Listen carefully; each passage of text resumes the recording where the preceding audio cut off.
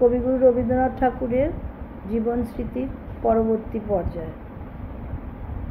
এটা আমাদের শিশুকালের শাসনকর্তাদের মধ্যে অনেকেরই স্মৃতি কেবল কিলচর আকারেই মনে আছে, তাহার বেশি আর মনে পড়ে না।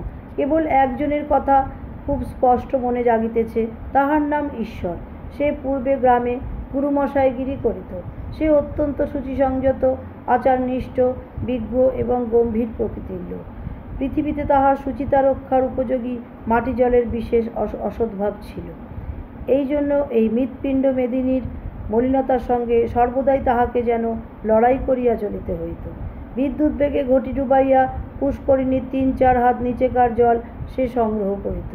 স্নানের সময় ২ হাত উপরে তুলিয়া চিন্তা করিয়া অনেকক্ষণ ধরিয়া পুষ্করিণীর উপরিতলের জল কাটাইতে কাটাইতে অবশেষে হঠাৎ এক সময় দ্রুত গতিতে ডুব দিয়া লইত, যেন পুষ্করিণীটিকে কোনো মতে অন্যমনস্ক করিয়া দিয়া ফাঁকি দিয়া মাথা ডুবাইয়া লওয়া তাহার অভিপ্রায়।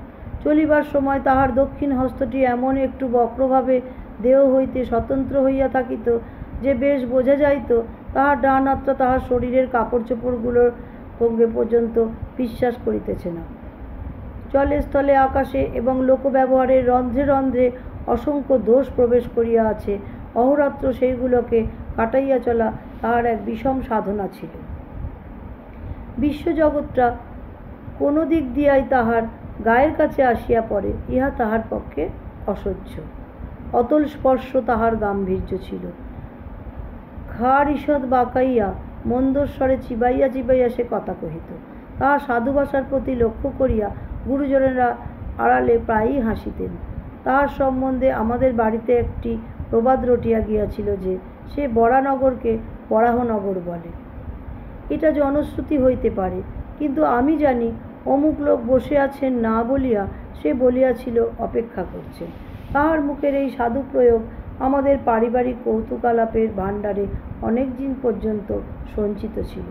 নিশ্চয়ই এখনকার দিনে ভদ্রঘরের কোনো ভৃত্যের মুখে অপেক্ষা করছেন কথাটা হাস্যকর নহে। ইহা হইতে দেখা যায় যে বাংলা গ্রন্থের ভাষা ক্রমে চলিত ভাষার দিকে নামিতেছে এবং চলিত ভাষা গ্রন্থের ভাষার দিকে উঠিতেছে। একদিন উভয়ের মধ্যে যে আকাশ পাতাল ভেদ ছিল, এখন তাহা প্রতিদিন ঘুচিয়া আসিতেছে। নমস্কার।